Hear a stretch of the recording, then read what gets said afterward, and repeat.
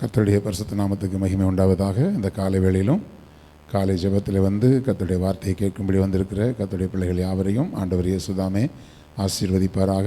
இந்த நாளிலும் நமக்கு தேவ ஆலோசனைக்காக கர்த்தர் நமக்கு தந்திருக்கிற வேத பகுதி சங்கீதங்களின் புஸ்தகம் 26வது அதிகாரம் 8, 9 ஆகிய வசனங்களை நாம் தியானிக்க போகிறோம். சங்கீதம் 26, 8, 9. இந்த நாளின் செய்தி தலைப்பு என்னவென்றால் உரிமை கோரும் ஜெபம். அதாவது உரிமையோடு கூட ஆண்டவரிடத்திலே கேட்பதற்கு நாம் தகுதியுள்ளவராக இருந்து நாம் கர்த்தரிடத்திலே ஒரு காரியத்தை உரிமையோடு கேட்கிறதான ஒரு ஜெபம், அதான் உரிமை கோரும் ஜெபம் என்கிற தலைப்பிலே நான் உங்களோடு பேச விரும்புகிறேன். கர்த்தாவே, உமது ஆலயமாகிய வாசஸ்தலத்தையும் உமது மகிமை தங்கிய ஸ்தானத்தையும் வாஞ்சிக்கிறேன். என் ஆத்துமாவை பாவிகளோடும் என் ஜீவனை இரத்தப்பிரியரோடும் கூட வாரிக்கொள்ளாதேயும். இங்கே ஒரு ஜெபக்குறிப்பு வைக்கிறார்.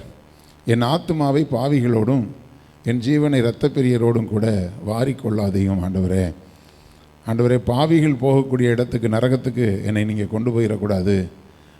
என்னுடைய ஜீவனை இரத்தப்பிரியர், மற்றவங்களுடைய இரத்தப்பழிக்கு காரணமாக இருக்கக்கூடிய, மற்றவர்களை கொடுமைப்படுத்தி வேதனைப்படுத்தி மற்றவருடைய பொருட்களை அபகரித்து மற்றவருடைய இரத்தம் சிந்துதலுக்கு ஏதுவான பாவங்கள், அப்படிப்பட்டதான பாவத்தில் இருக்கிறவர்களுக்கு அவர்கள் போகக்கூடிய அந்த நரகத்துக்கு என்னுடைய ஆத்துமாவை நீர் வாரிக்கொள்ளக்கூடாது ஆண்டவரே என்று அவர் உரிமையோடு அவர் கேட்கிறார். கேட்பதற்கு முன்பாக நான் எப்படி இருக்கிறேன் என்பதை முந்தின வசனத்திலே அவர் சொல்லுகிறார். கர்த்தாவே, உமது ஆலயமாகிய வாசஸ்தலத்தையும் உமது மகிமை தங்கிய ஸ்தானத்தையும் வாஞ்சிக்கிறேன் அப்படிங்கிறார். அப்போது என்னை நீங்கள் பாவிகளோடையும் இரத்தப்பிரியரோடையும் கொண்டு போய் என்னை கொண்டு நரகத்தில் தள்ளிவிடக்கூடாது என்று அவர் உரிமையோடு அவர் ஜெபிக்கிற அந்த ஜெபத்துக்கு முன்னாடி அவர் சொல்கிறாரு, ஆண்டவரே, நான் எப்படி இருக்கிறேன்னு சொன்னால் உம்முடைய ஆலயமாகிய வாசஸ்தலத்தையும் உமது மகிமை தங்கிய ஸ்தானத்தையும் வாஞ்சிக்கிறேன். அப்போ என்னுடைய வாழ்க்கை எப்படி இருக்கிறது என்று சொன்னால், ஆண்டவருடைய ஆலயமாகிய வாசஸ்தலத்தையும் நான் வாஞ்சிக்கிறேன், அவருடைய மகிமை தங்கிய ஸ்தானமாகிய பரலோக ராஜ்யத்தையும் நான் வாஞ்சிக்கிறேன். அப்போது என்னுடைய வாஞ்சை இந்த பூமியிலே தேவன் நாங்கள் கூடி ஆராதிக்கும்படி தேவன் கொடுத்திருக்கிற சபையின் மேலும் எனக்கு அந்த வாஞ்சை இருக்கிறது. இந்த உலக வாழ்க்கைக்கு பிறகு ஒரு மகிமை தங்கிய ஸ்தானமாகிய உம்முடைய பரலோக ராஜ்யமாகிய அந்த உம்முடைய வாசஸ்தலமாக இருக்கக்கூடிய அந்த பரலோகத்தையும் நான் வாஞ்சிக்கிறேன். அப்போது நாம் ஆண்டவர்கிட்ட தைரியமாக நாம் ஜெபிப்பதற்கு, உரிமையோடு ஜெபிப்பதற்கு நமக்கு ஒரு தகுதி இருக்கணும். நாம் இந்த பூமியில் வாழும்பொழுது எப்படிப்பட்ட வாழ்க்கை வாழுகிறோம்? கர்த்தர் நமக்கு கொடுத்திருக்கிற ஆலயம் எப்படிப்பட்டது? ரட்சிக்கப்படுகிறவர்களை அனுதினமும் தேவன் சபையிலே சேர்த்து கொண்டு வந்தார். அப்போது ரட்சிக்கப்பட்டு சில பேர் நினைக்கிறாங்க, ரட்சிக்கப்பட்டோம், இனிமேல் நம்ம எப்படி வேணாலும் வாழ்ந்துட்டு நம்ம இந்த பூமியிலேருந்து கண்ணை மூடணும்னா நம்ம பரலோகத்துக்கு போயிடலாம் அப்படிங்கிற ஒரு தவறான கருத்து இருக்கிறது. தேவனுடைய பிள்ளைகள் இன்றைக்கி பேரளவில் கிறிஸ்தவர்களாக இருக்கக்கூடியவங்க இன்றைக்கி ஆவிக்குரிய கிறிஸ்தவர்களை பார்த்து பரிகாசம் பண்ணுகிறார்கள். ஆவிக்குரிய கிறிஸ்தவ ஆலயத்துக்கு வருகிறவர்களிலும் ஒழுக்கமாய் சரியாக சபைக்கு கர்த்தரை ஆராதிக்கிறதான அப்படிப்பட்ட தேவ பக்தியுள்ள பிள்ளைகளை பார்க்கும்போது நினச்சா சர்ச்சுக்கு வர்றது, நினச்சா சர்ச்சுக்கு வர்றது கிடையாது, நினச்ச நேரத்துக்கு சர்ச்சுக்கு வர்றது, தேவனுடைய ஆலயத்தை அலட்சியமாகவும் அற்பமாகவும் எண்ணி தன்னுடைய பிரச்சனைகளுக்காக மாத்திரம் தேவனை தேடுகிறவர்களாக இருக்கிற விசுவாசிகளுக்கு, அவங்களுக்கு ஆவிக்குரிய பிள்ளைகளை பார்க்கும்போது ஏன் இப்படிலாம் வெறி பிடிச்ச மாதிரி அலைகிறாங்கன்னு யோசிக்கிறாங்க. தேவனுடைய பிள்ளைகளை, இந்த பூமியில் தேவன் நாம் கூடி ஆராதித்து தேவனுடைய ஆலோசனையை கேட்பதற்கு ரட்சிக்கப்பட்டால் போதாது, ரட்சிக்கப்படுகிறவர்களை தேவன் அனுதினமும் சபையிலே சேர்த்து கொண்டு வந்தார். ஏன் சபைக்கு கொண்டு வருகிறார்? ரட்சிப்பு என்பது நம்முடைய ஆவிக்குரிய வாழ்க்கையினுடைய ஆரம்ப காலகட்டம். நான் எப்பொழுதுமே ஞானஸ்நானம் கொடுக்கும் பொழுது நான் கொடுக்கிறதான 3 முக்கியமான கட்டளைகள் என்னவென்று சொன்னால், நீங்கள் முடிவு பரியந்தம் நிலை நிற்க வேண்டுமானால் 3 காரியத்தை விடாமல் இருக்க வேண்டும். 1, சபை கூடி வருதலை விட்டுவிடக்கூடாது. 2வது, ஒவ்வொரு நாளும் ஜெபிப்பது, ஒவ்வொரு நாளும் வேதத்தை தியானிப்பது. இந்த 3 காரியத்தில் நீங்கள் குறைவில்லாமல் இருந்தால் மட்டும்தான் அந்த மகிமை தங்கிய ஸ்தானத்தை போய் நாம் அடைய முடியும். ஆலயத்துக்கு வேணால் எப்போ வேணாலும் வரலாம், ஏன்னா ஆலயம் திறந்துருக்குது. ஆனால் பரலோக ராஜ்யம் அப்படி கிடையாது. ஆண்டவர் வாசல்லையே நின்று நான் உங்களை அறியேன் என்று சொல்லி வந்தவங்களை திருப்பி அனுப்புறதான சம்பவங்களை கர்த்தர் சொல்லுகிறார். ஒன்றாக கூட்டி நிற்க வைத்து கொண்டு வெள்ளாடுகளையும் செம்மறி ஆடுகளையும் வேறு பிரிக்கிற சம்பவத்தை நமக்கு சொல்லுகிறார். இதை விட நமக்கு பெரிய எச்சரிப்பான காரியத்தை கர்த்தர் எப்படி சொல்லிவிட முடியும்? தேவனுடைய பிள்ளைகளை, உமது ஆலயமாகிய வாசஸ்தலத்தை நான் வாஞ்சிக்கிறேன் ஆண்டவரே. ஆலயத்தின் மேல் உங்களுக்கு இருக்கிற வாஞ்சை இருக்கிறதா? அந்த வாஞ்சை ஆண்டவர் சொல்கிறாரு, உம்முடைய ஆலயத்தின் மேல் இருக்கிற வாஞ்சையினால் அல்லது உம்முடைய வீட்டின் மேல் இருக்கிற அந்த பக்தி வைராக்கியம் என்னை பட்சித்தது என்று இயேசு கிறிஸ்து சொல்கிறார். அதனால தான் கள்ளர் குகை ஆகின பொழுது அவரால் தாங்கிக் கொள்ள முடியவில்லை. ஏனென்றால் அவர் ஆலயத்துக்கு அவர் கொடுத்திருக்கிற முக்கியத்துவம், வேதம் சொல்கிறது சபை என்பது அவருடைய சரீரம். உங்களுடைய சரீரத்தில் யாராவது ஒரு டேமேஜை ஒன்று ஏற்படுத்துகிறாங்க, ஒரு பாதிப்பை ஏற்படுத்துகிறாங்கன்னா பார்த்துட்டு சும்மா இருப்பீங்களா? அப்போ தேவன் திருச்சபையை அவருடைய சபையாக, அவருடைய சரீரமாக வைத்திருக்கிறார்.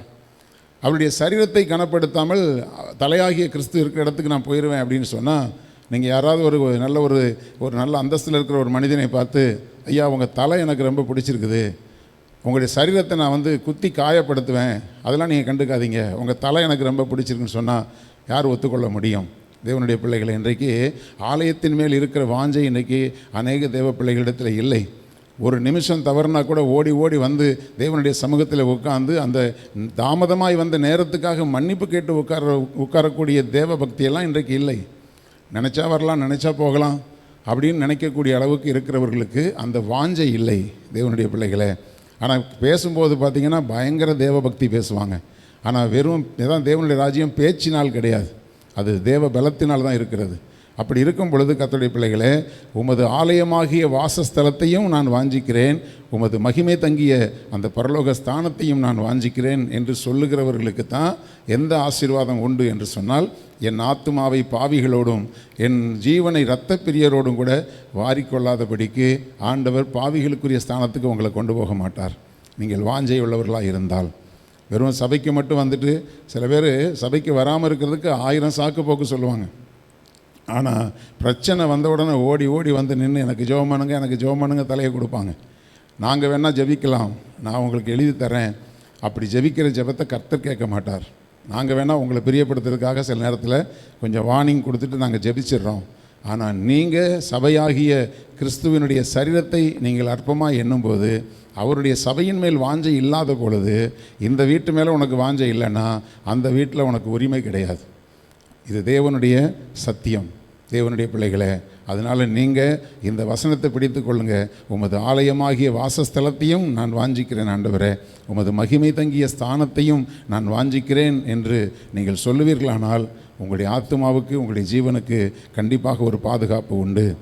அடுத்தபடியாக 119வது சங்கீதத்தில் அவருடைய கட்டளைகளின் மேல் நான் வாஞ்சையாக இருக்கிறேன் என்று சொல்லுகிறார். 119 37, 38, 39, 40 ஆகிய வசனங்களை நான் வாசிக்கிறேன். மாயையை பாராதபடி நீர் என் கண்களை விலக்கி உமது வழிகளில் என்னை உயிர்ப்பியும். இது ஜெபக்குறிப்பு. உமக்கு பயப்படுகிறதுக்கு ஏற்ற உமது வாக்கை உமது அடியேனுக்கு உறுதிப்படுத்தும். இதுவும் ஒரு ஜெபம். நான் அஞ்சுகிற நிந்தையை விலக்கி அருளும். உம்முடைய நியாய தீர்ப்புகள் நல்லவைகள். இது ஒரு காரியத்தை சொல்கிறாரு. இந்த ஜெபக்குறிப்பை 3 வசனத்தில் சொல்லிவிட்டு ஒரு காரியத்தை சொல்கிறாரு, உம்முடைய நியாய தீர்ப்புகள் நல்லவைகள். அப்போ யாருக்கு அது நல்லவைகளாக இருக்கும் அப்படின்னு சொன்னால், இதோ உம்முடைய கட்டளைகள் மேல் வாஞ்சையாக இருக்கிறேன், உமது நீதியால் என்னை உயிர்ப்பியும். அப்போ ஆண்டவர் கொடுத்திருக்கிற கட்டளைகள் மேல் வாஞ்சையாக இருக்கிறவர்களுக்கு தான் மேலே சொல்லப்பட்டதான அந்த ஜெபத்துக்கு பதில் கிடைக்கும். தேவனுடைய பிள்ளைகளை, நீங்கள் ஆண்டவருடைய வசனத்தின் மேல் நீங்கள் வாஞ்சியாக இருக்கிறீங்களா? ஆண்டவருடைய வசனத்துலேயும் சில பேர் 2 கேட்டகரியாக பிரித்து வச்சுருக்கிறாங்க. ஆசீர்வாதமான வசனம், இன்னொன்று கண்டித்து உணர்த்துகிற வசனம்.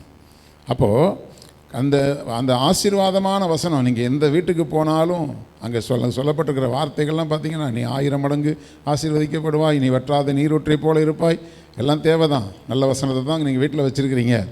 ஆனால் உங்களை கண்டித்து உணர்த்துகிற வசனங்களை நீங்கள் வாசிக்கும் பொழுதும் கேட்கும் பொழுதும் நம்ம முகம் கோணி போகுதா?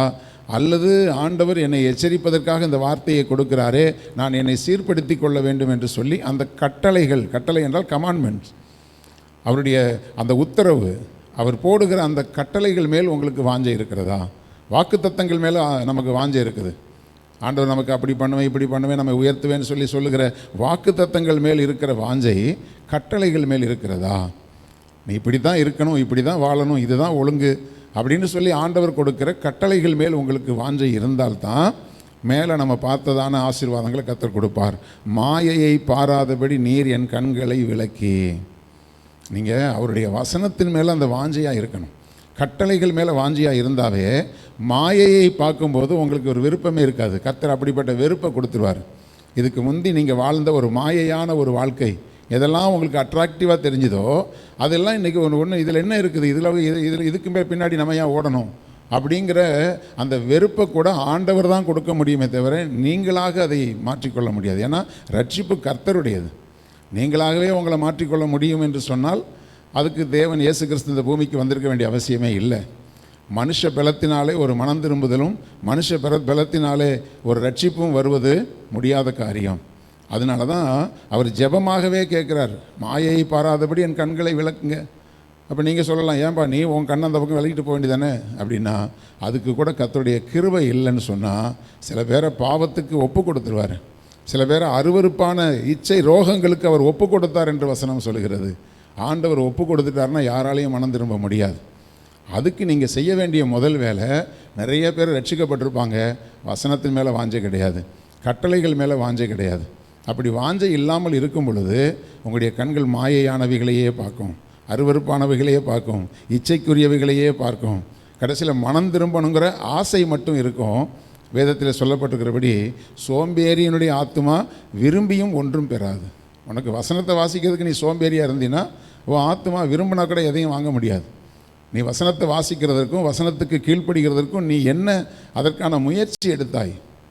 ஆசையை மட்டும் வச்சுட்டு என்ன செய்ய முடியும்? எனக்கு அமெரிக்காவுக்கு போகணுன்னு ஆசை, ஆஸ்திரேலியாவுக்கு போகணுன்னு ஆசையை வச்சு என்ன செய்ய முடியும்? அதுக்காக நீ என்ன பிரயாசப்பட்டாய்? அப்போ வெறும் ஆசையை மட்டும் வைப்பதில்லை தேவனுடைய பிள்ளைகளை. அவருடைய கட்டளைகள் மேல் உங்களுக்கு வாஞ்சையாய் அவருடைய வசனத்தை வாசிச்சிங்கன்னா ஆண்டவர் அந்த வசனத்தை கொண்டு உங்களை உணர்த்தும் போது அந்த வசனம் ஆவியாகவும் ஜீவனாகவும் இருக்கிறபடினாலே அந்த வார்த்தை உங்களுக்குள்ளே கிரியை செய்யும். அந்த வசனம் உங்களுக்குள்ளே கிரியை செய்யும்போது, ஒரு காலத்தில் சினிமாவிலும் சிற்றின்பத்திலும் ஊறி கிடந்த என்னை ஆண்டவர் அவருடைய கட்டளைகளின் மேல் வாஞ்சையை நான் எடுத்து வைத்த உடனே ஆண்டவர் என்னுடைய எண்ணங்களை மாற்றிவிட்டார், என்னுடைய பாதையை மாற்றிவிட்டார், என்னுடைய நோக்கத்தை மாற்றிவிட்டார், என்னுடைய விருப்பங்களை தேவன் மாற்றிவிட்டார். அவரால் அன்றி உங்களால் ஒன்றும் செய்ய முடியாது. நீங்கள் வெறும் ஆசையை வச்சு ஒன்றும் பண்ண முடியாது தேவனுடைய பிள்ளைகளை. நீங்கள் ஆண்டவர்கிட்ட, ஆண்டவரே இப்படிலாம் எனக்கு நான் பரிசுத்தமாக வாழணும்னு நீங்கள் ஜெபம் வைக்கலாம். அது யாருக்கு அந்த உரிமை இருக்கிறது என்று சொன்னால் அவருடைய கட்டளைகளின் மேல் வாஞ்சியாக இருக்கிறவர்களுக்கு மட்டும்தான். அப்போ சொல்கிறாரு, நான் மாயையை பாராதபடி என் கண்களை விலக்கி உமது வழிகளில் என்னை உயிர்ப்பியும். அப்போ டைரக்ஷனையே மாற்றுங்க ஆண்டவரே அப்படின்னு கேட்குறார். அவருக்கு ஆண்டவர் அந்த காரியத்தை செய்தார். உங்களுக்கு ஆண்டவர் செய்வாரா? செய்யணும்னா உன் வழியே மாறணும். நீ போகிற ரூட்டே தப்பாக இருக்குது, உன் எண்ணங்களே சிந்தனைகளே தப்பாக இருக்குது. அப்போ உன் ரூட்டு சரியாக மாறணும், உன்னுடைய நோக்கங்கள் உன்னுடைய ஆட்டிடியூட் எல்லாம் மாறணும்னு சொன்னால் உன்னுடைய வாஞ்சை எல்லாம் அவருடைய கட்டளைகள் மேல் இருக்கணும். ஆண்டவருடைய வசனம் இப்படி சொல்லியிருக்குது, அதன்படி நான் வாழணும்.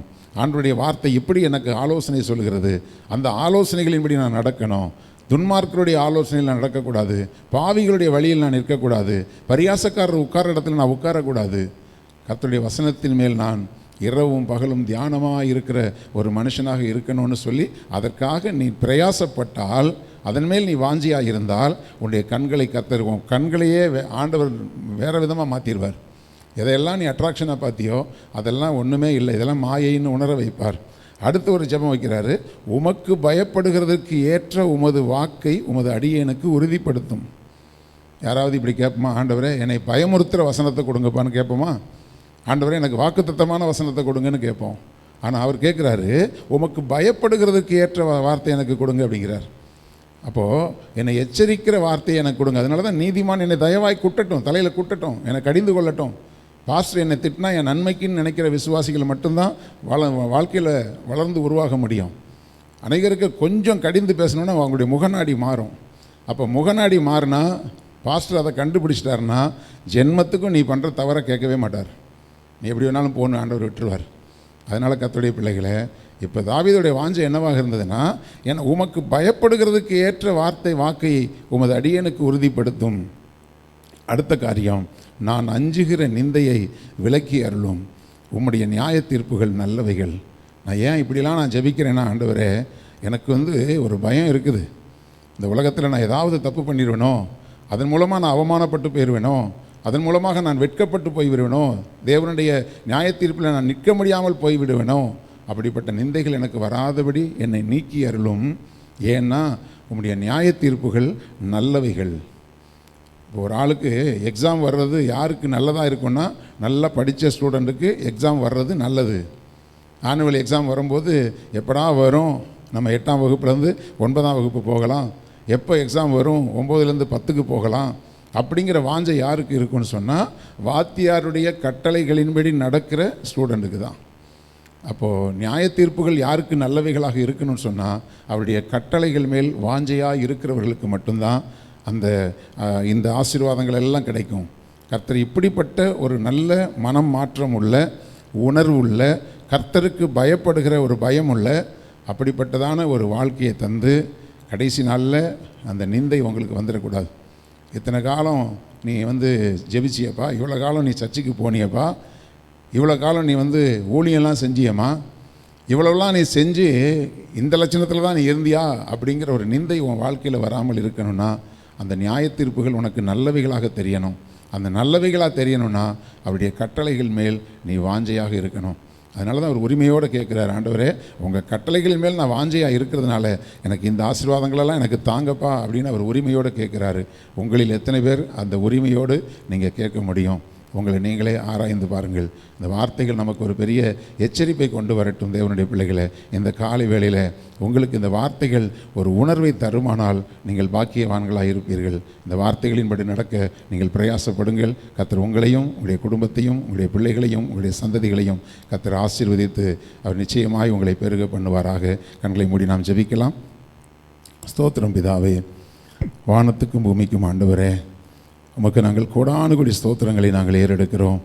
எங்கள் தாழ்வில் எங்களை நினைத்த தேவன் ஆண்டவரே, பாவத்திலும் அக்கிரமத்திலும் மரித்து கிடந்த எங்களை உம்முடைய கிருபையினாலே உயிர்ப்பித்து ஆண்டவரே, உன்னதங்களில் உம்மோடு கூட உட்காரும்படி எங்களுக்கு ஒரு நல்ல அந்தஸ்தை நீர் தந்திருக்கிறீர். ஆண்டவரே, அந்த அந்தஸ்தை நாங்கள் இழந்து போகாதபடிக்கு ஆண்டவரே, இந்த பூமியில் நாங்கள் முடிவு பரியந்தம் நிலை நிற்கத்தக்கதாக ஆண்டவரே, உம்முடைய ஆலயமாகிய உம்முடைய வாசஸ்தலத்தின் மேல் எங்களுக்கு ஒரு வாஞ்சை, உம்முடைய பரலோக ராஜ்யமாகிய மகிமை தங்கிய இந்த ஸ்தானத்தின் மேல் எங்களுக்கு ஒரு வாஞ்சை.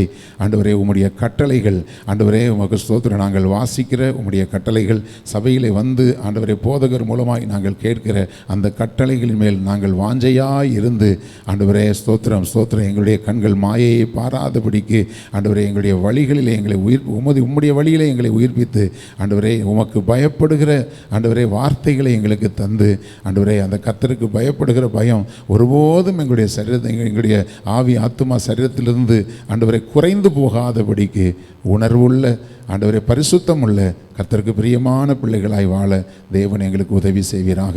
இந்த வார்த்தைகளை கேட்ட ஒவ்வொரு பிள்ளைகளுக்குள்ளும் ஒரு நல்ல மனமாற்றம் உண்டாகட்டும். ஆண்டவரே, நல்ல ஒரு உற்சாகம் உண்டாகட்டும். கர்த்தரை பின்பற்றுகிறதில் முழு இருதயத்தோடு, முழு ஆத்துமாவோடு, முழு பலத்தோடு தேவனிடத்திலே அன்பு கூர்ந்து, அவருடைய கட்டளைகளிலே அன்பு கூர்ந்து, அவருடைய ஆலயத்தின் மேல் அன்பு கூர்ந்து ஆண்டவரே தங்களுடைய ஆவிக்குரிய வாழ்க்கையை நடத்த தேவன் அனுக்கிரகம் பண்ணுவீராக. உடைய ஊழியக்காரனாகிய அடிமை இயேசுவின் நாமத்தினாலே அன்பு பிள்ளைகளை ஆசீர்வதிக்கிறேன். இந்த நாளிலும் உடைய பிள்ளைகளுடைய போக்குவரத்துகளை எல்லாம் ஆசீர்வதிங்க. கையின் பிரயாசங்களை எல்லாம் ஆசீர்வதிங்க. உடைய பிள்ளைகளுக்கு இருக்கிற ஆண்டவரை எல்லா நிந்தைகளையும் தேவன் நீக்கி போடுங்க. விரோதமான அந்தகார வல்லமைகள் இயேசுவின் நாமத்தினாலே நிர்மூலமாக்கப்பட்டு போவதாக. உடைய பிள்ளைகளுடைய குடும்பங்களிலே உம்முடைய சந்தோஷமும் சமாதானமும் உம்முடைய பலனும் ஆறுதலும் எப்போதும் தங்கியிருப்பதாக. எல்லா துதியும் கனமும் மகிமையும் உமக்கே செலுத்துகிறோம். இயேசு கிறிஸ்துவின் இன்ப நாமத்தில் ஜெபிக்கிறோம் ஜீவனுள்ள எங்கள் நல்ல பிதாவே, ஆமேன் ஆமேன். என் ஆத்துமாவே கர்த்தரை ஸ்தோத்திரி, என் முழுமே அவருடைய பரிசுத்த நாமத்தை ஸ்தோத்திரி. என் ஆத்துமாவே கர்த்தரை ஸ்தோத்திரி, கர்த்தர் செய்த சகல உபகாரங்களை மறவாதே. ஆமேன் ஆமேன். ஆண்டவர் உங்களை ஆசீர்வதிப்பார்.